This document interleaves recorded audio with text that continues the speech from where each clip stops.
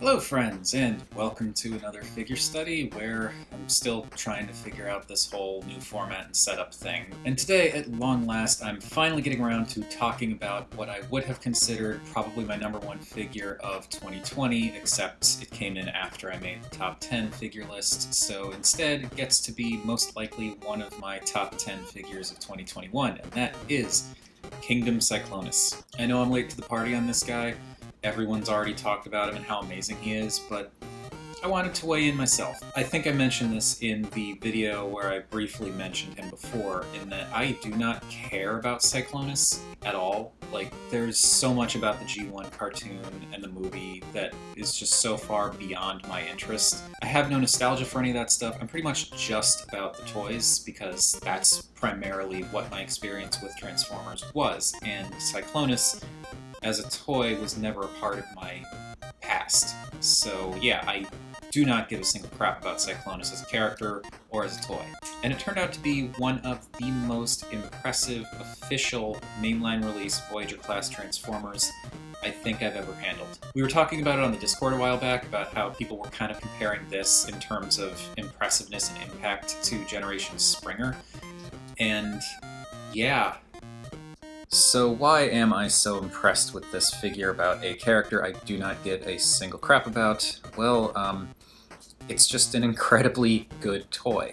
It's a nice big Voyager, which we will see when I get into the size comparisons. There's some really nice detailing going around it. Lots of pretty simple, but getting the job done, molded details, which give it a little bit more of a modern feel in terms of detailing, but it doesn't stand out so much that it overpowers the simple color scheme, so it still kind of gives it a cartoon vibe. The paintwork that is there is pretty darn nice, with the silver and darker purple in a few different places, calling things out. It is a little weird how there are some spots on this guy where the purples aren't the same, though. Like, you can kind of see how here, this purple does not match this purple. Also, along the side here, this purple right alongside here is definitely not the same shade as some of the other lighter purples around it. It's odd. And you could argue that some of it could be down to paint. Like, these bits here I'm pretty sure are painted. And yeah, actually they are. It's not all paint, that's the thing. A lot of this stuff is just plastic. So I don't really understand why certain bits of plastic were cast in a different shade of purple than others. Maybe it's just to kind of try and mix up the color palette a little bit so it wasn't so purple across the board. Like, make slightly different hue adjustments as you go to make things a little more visually interesting, maybe. I don't know. But it's a little weird. And it looks a little patchy on the vehicle mode, but it's not a huge deal. And speaking of this vehicle mode, my goodness, this is really cool. Hi. Are we... Okay. Okay. Okay. This happens sometimes. What do you think of Cyclonus?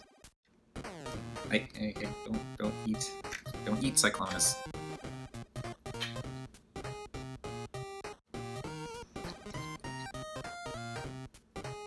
So where was I? Cyclonus' vehicle mode is really interesting. I like the forward swept wings, it spreads out really nicely, it tapers off into this really nice point. It's pretty slick, and I really like this pop of dark, deep orange that they have for the cockpit section. That really contrasts nicely with the purple.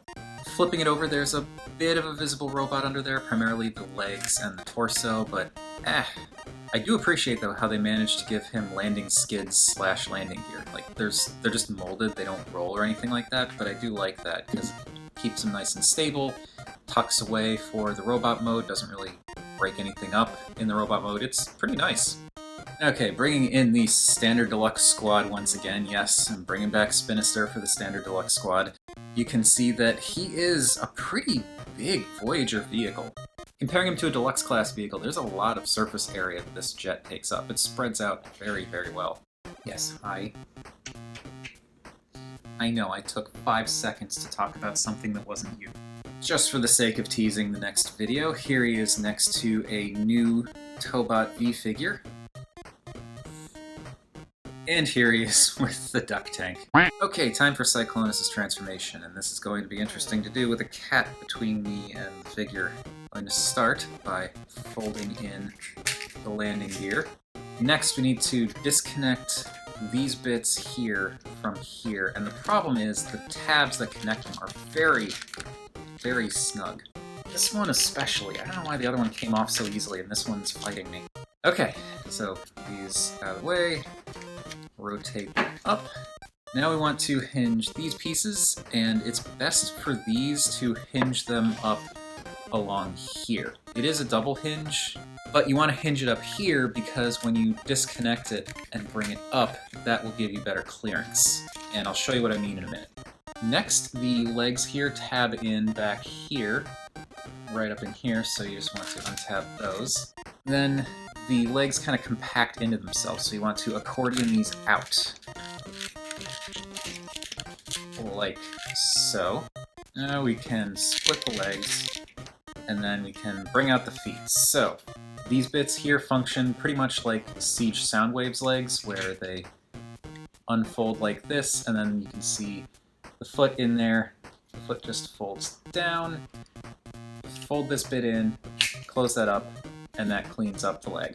This bit right here is why we wanted to bring these bits up, because this whole assembly has to swing around, as you can see, and if this is down like this, and you go to swing it around, you run the risk of scraping the plastic against the plastic down here. So by folding it up like this, you have way more clearance, and you don't have to worry about that. You can swing it around, and it won't scratch anything. Next, we need to separate the torso section, and that has a front and back flap that pull down, and this is why you wanted to rotate this bit around now, because there's just not going to be enough room back here if this was swung down. And with everything separated, you can see there is Cyclonus' head. So that means we have to deal with the nose cone thing. So I'm just going to rotate this down partially so you can see what I'm doing. I want to separate these bits. There we go. Separate that out. This comes up like so. And then this separates. It looks messy now, but it'll clean up really nicely. So the nose cone tip folds into this bit, and that closes back up, and then this bit accordions down into the next section, and that closes up, and we can fully rotate this around to bring up Cyclonus' head, then fold these flaps back up, and then these flaps come around and peg into the sides to fill out the rest of the torso. Finally, the arms, and the arms are both very easy to deal with and also very cleverly done. I particularly like how the wing here tabs into the forearm, but the way that the forearm is oriented for the transformation means that the elbow joint goes down this way, so all you have to do is bend the elbow to untab it from the wing. It's super simple, but super clever, because going back into jet mode, you just have to rotate the arm and then bring this up and it tabs right in. It's so nice. It could have been such a nightmare if they had designed it slightly differently. I just really appreciate that. So with the arm bent down, now we can hinge the wing back. And this is on a double hinge, so that just comes out and hinges back, and then it collapses down against the shoulder, like so. And with that done, you can pull this flap up, and that will clean up the wing. And that gives it a much narrower silhouette. Like comparing that to the untransformed wing, you can see just how much bigger the wing looks when it's not compacted like that. It's, again, really clever. And for the arm, we want to bring out the fist, and that is a matter of it opens up in two places. You just want to hold this in place, and I like to use the fin for leverage, and you just pull that down. And that opens that up, and once that is open, you just swivel the fist around and close that back up, and there you've got an arm. And there we've got Kingdom Cyclonus in his robot mode. Okay, this thing is awesome. That transformation is a lot of fun. It's really effective. I really appreciate how clever, especially the arms are, but like the way the torso compacts, it's really clever.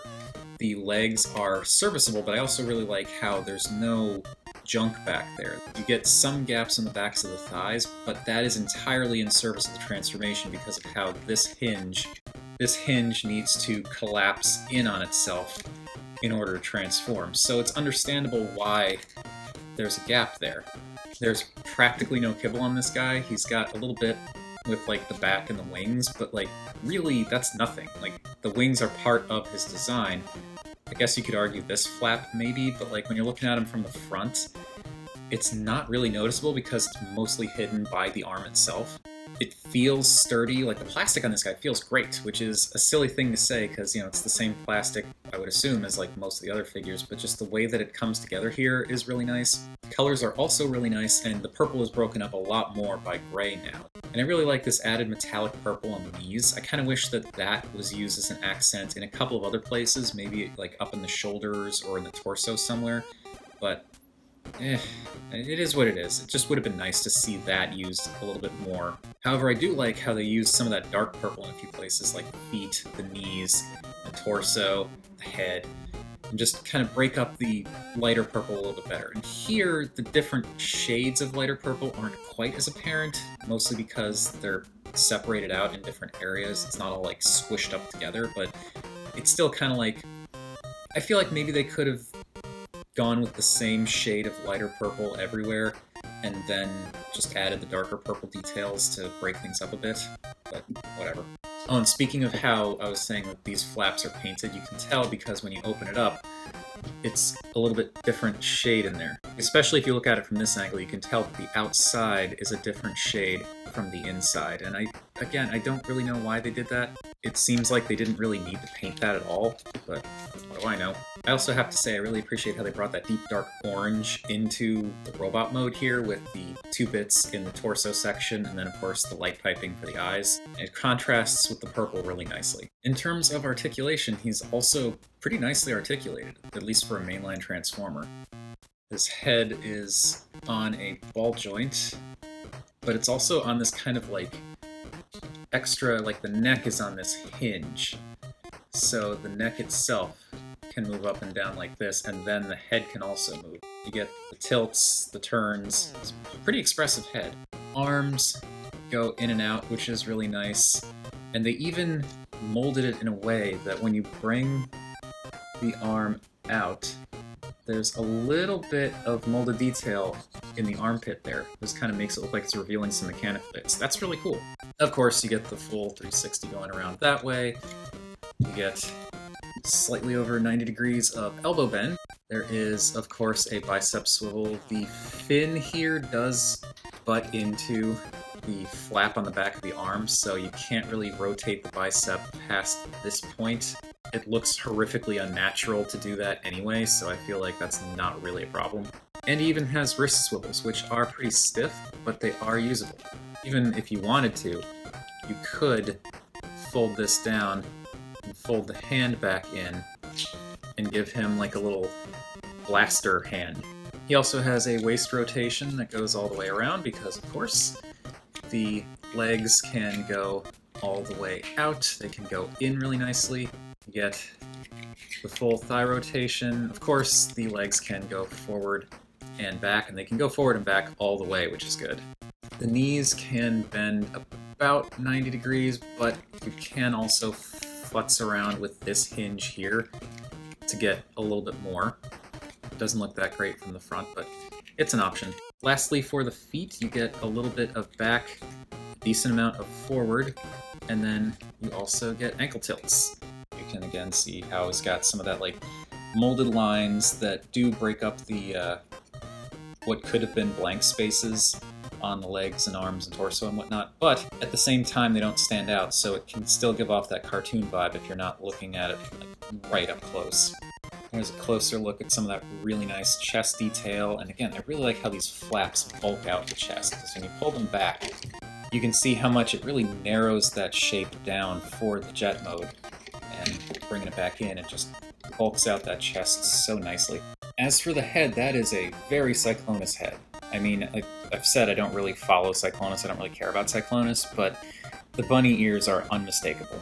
The silver of the face stands out really nicely against the lighter purple that makes up most of the helmet, and then you get these little bits of darker purple in the ears to break that up a little bit more.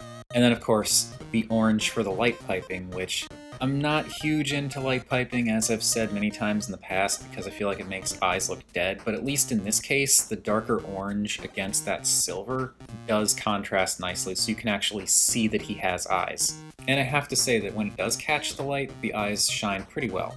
Face sculpt-wise, it, I guess, seems like Cyclonus based on what little I've seen of the cartoon models and whatnot. I don't particularly care, but, you know, he looks grumpy and stern. I think that works. Lastly, to talk about his gun real quick, it is a gun. It can plug into the top of the vehicle mode and look silly. You get a little bit of a tip on the end there that can use blast effects. It's a nice shade of silver. You can see that it is cast in purple, so the entire gun is painted silver. So I guess I can appreciate that to a degree. It's fine. I imagine it looks like Cyclonus' gun is supposed to look. So the reason that I wanted to show off the accessory is actually kind of neat. Looking at it from the side, you can see that, you know, where there's the peg, where it pegs into the hand, and then there's this weird kind of angle going back here. And that actually serves a purpose. The whole reason for that angle is because of the way that his arm is shaped. You can see that there's this forearm wedge right around where the wrist is. And when you plug the gun in, that is designed to perfectly go around the shape of his forearm. It's such a simple little thing, but it's so clever, and there have been a few instances where I've gotten figures where, like, the weapons just aren't held well because of the way that the weapon is shaped versus the way that the forearm is shaped. So to have a gun that does not get impeded at all by any of the forearm bulk, and also doesn't affect the elbow articulation at all, that's pretty cool. Anyway, it is now size comparison time, so let's bring out the Standard Deluxe Squad first. And here we have Cyclonus with the Standard Deluxe Squad, so you can see how, for a Voyager, at least a modern Voyager, he is rather tall, especially compared to a sort of standard deluxe size. But even a taller deluxe like Spinister, he's quite tall. And I need to readjust a little bit here, so let's pull these back. That's better. So here you can see Kingdom Cyclonus with a new Tobot V figure that we will be looking at shortly. And also keep in mind, this is a newer Tobot V figure, so it is smaller than a standard or more classic style Tobot, but Tobots are still pretty darn big. And lastly, here he is with the Duck Tank. So that is it for Kingdom Cyclonus, and as I said, very, very cool figure. As simplistic as the color scheme is on this guy, I really do like the way he looks. Transformation is really interesting and fun, especially like the arms and the torso. That's really cool stuff. Feels great to mess with. He's a really good size. He's really well articulated and expressive. It just blows me away how this figure for a character I never cared about ended up being so obnoxiously good. Hi. I think we're getting an Astrid back. Is she back? I suppose I should wrap this up before somebody gets a little too attention hungry. Though I suppose it's too late for that. So yes, I'm basically just saying the same thing that everyone else has been saying about this toy, in that it is incredible, and you absolutely should get it if you like Transformers toys, because even if you don't care about Cyclonus, just as a toy, this thing is fantastic. In a way, it's kind of a shame that this came out so early in the Kingdom line, because there have been some absolutely fantastic figures that have come out in that line since, but nothing compares to this guy yet. This is a really difficult act to follow. But yes, Kingdom Cyclonus, my god, yes. Anyway, it's apparently time for me to stop filming, so thank you everybody for watching. There is now a Patreon if you're interested in checking that out. There's going to be a link in the description as well as the end card of the video. I will see you next time for some new Tobot goodness, and remember, art is more than meets the eye.